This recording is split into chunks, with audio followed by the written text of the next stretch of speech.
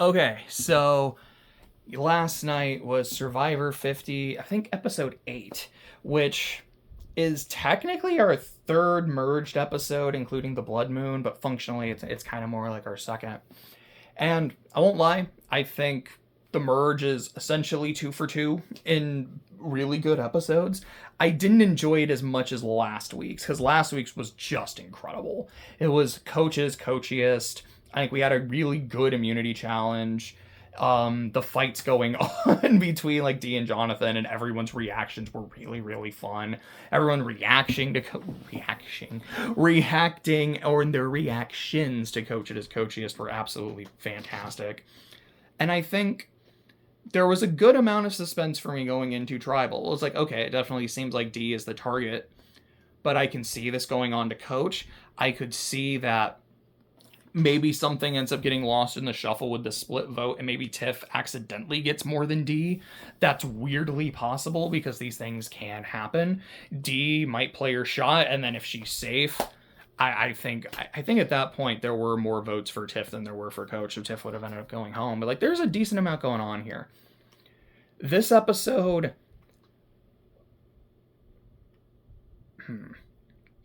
sorry, I'm just trying to feel like, what do I think of this twist? Because my understanding is it has shown up in other formats, like foreign versions of Survivor. This is the first time it's shown up in Survivor US.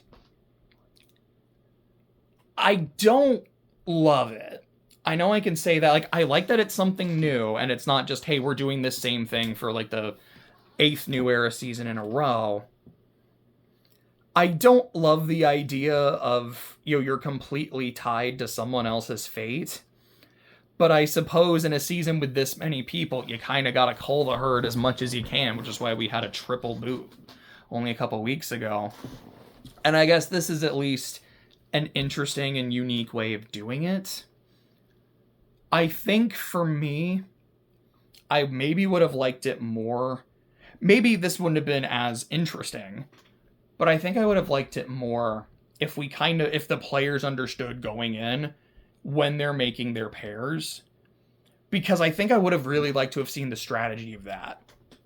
For example, like when I see Jonathan and Christian as a pair, I'm like, okay, I get it. You're doing this for the challenge. Like, here's your Unga Bunga and here's your brains. That's cool. But then I also look at it later. I'm like, okay, this is a really good pair and a really dangerous pair. It's a really good pair because there's a lot of people who aren't going to vote out Jonathan. Coach, Chrissy, Joe, Steph. That is 4 votes that are not going to go to Jonathan, meaning they're not going to go to Christian, which means if you're trying to rally against like Devins and Aubrey or something, or like if you're trying to do like a really good like blindside or stealth move, those are 4 votes you can't, that aren't going to go to Christian and Jonathan if you're trying to get them out and use someone else as a decoy. But and I guess at the same time, Devins isn't going to vote for Christian. Emily's probably not going to vote for Christian. Aubrey, maybe she will, maybe she won't. But it seems that there's kind of a good relationship there. Ozzy is good with Christian, but not as good as he is with like Suri and Rizzo. So there's there's some insulation, but you could also see it where you're like, Christian's one of those floaters in the middle. The middle, where it's, here's this like strong, loyal alliance, and then everyone else. I don't really know what the middle is. It's kind of a weird vibe. But anyways, if you see Christian as it's kind of one of those dangerous people that can kind of float by but make some good moves. Maybe we need to get rid of him. And you know what? Jonathan's a major part of Coach's group.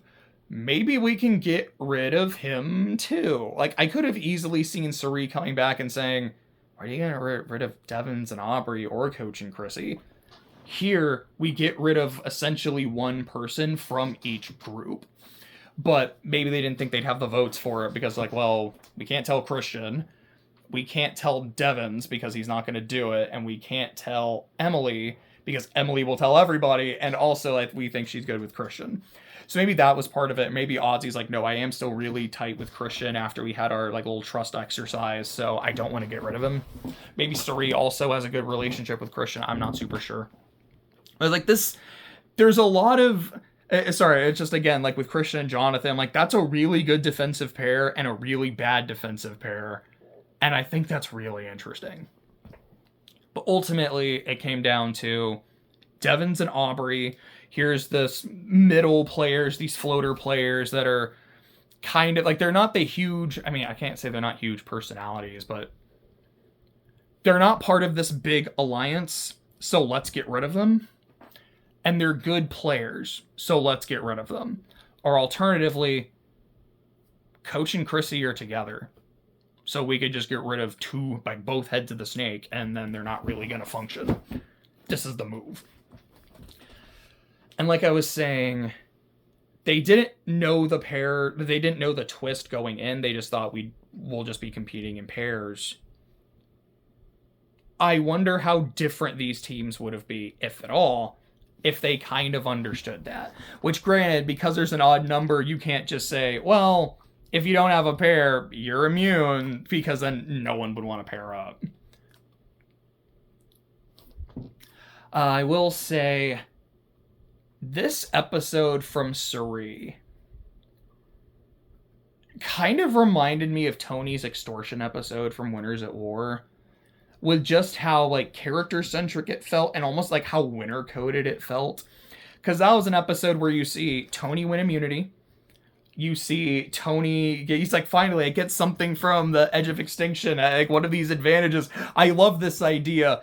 Oh, you're being extorted. This is the worst twist ever. I hate the idea of an extortion. I hate the edge of extinction. And you get this bit where Sarah's talking about, she's like, I've got a good social game. Tony's social game isn't as good as mine. That's what I bring to Cops R Us. While Tony's using his social game to get these tokens so he can beat the extortion advantage, which he then wins. So he wins immunity, and he leverages the fact that he has immunity to come up with this plan to blindside Sophie. Where, like, you see every element of the game of Survivor he uses to win. And with this episode, you see Suri be able to be completely immune.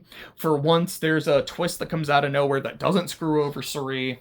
She goes to exile, has to flip over 2,000 coconuts to find the one that she needs. And she's able to do it, so Suri is able to win a challenge for maybe the first time ever. And, gets back, and you see everyone's reaction. Partially, it's like, oh yay, Suri's back, but it's also, thank God you're here. What do? We don't know what to do without you. And then her going, well, if these are the options, you do this. Oh, we were gonna do this. No, why would you do that? If you do that, here's the pros. If you do this, here's the pros. This is why you pick this. Like, oh my goodness, what would y'all do without me? I don't know. I don't know what we'd do without you. Like that.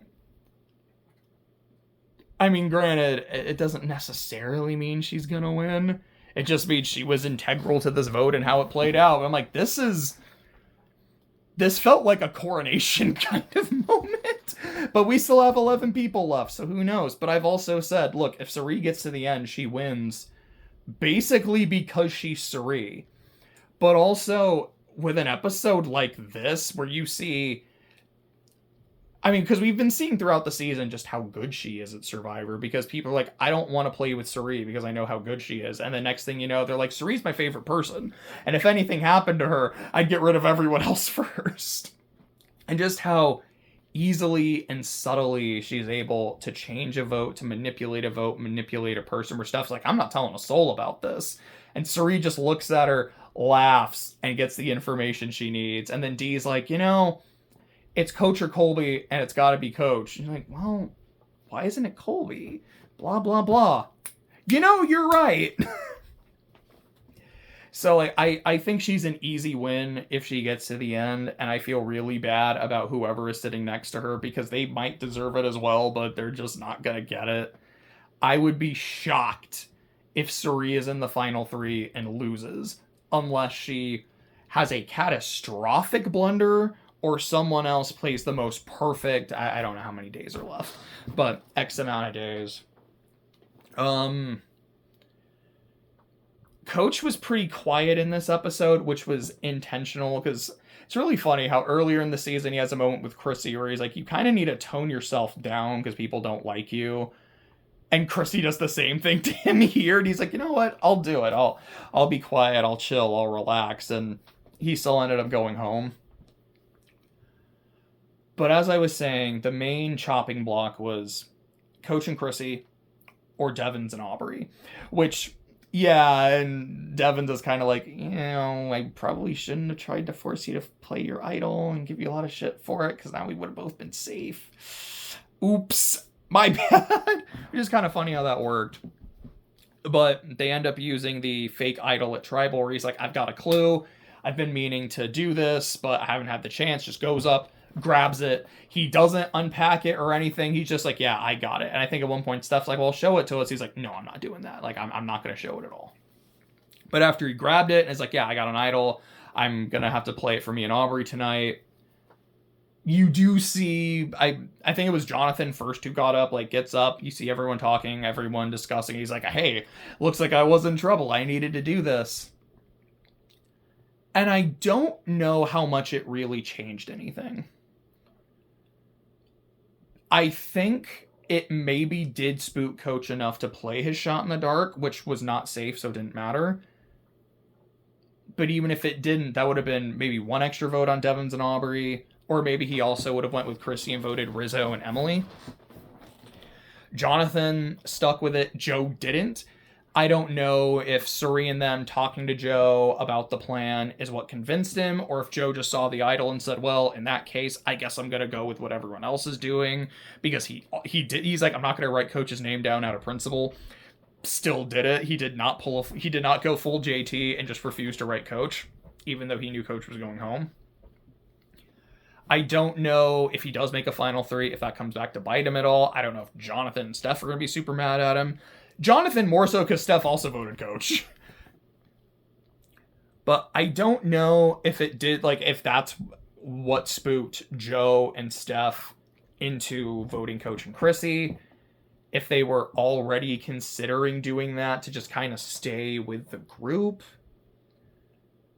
If doing this now puts a major target on Devin's back because now everyone thinks he has, because it's either I tell everyone my idol is fake, which makes them look at me like, man, he planted that in case he needed it and it worked spectacularly. That's a big move. That's a smart move. Devins is playing a really like under the radar but smart game. We need to get him out. Or if it's, well, Devins has an idol that he didn't play, we need to get him out. So maybe it didn't work out the best for him, but we'll see. Overall, fun time, good episode. Looking forward to seeing what happens next week.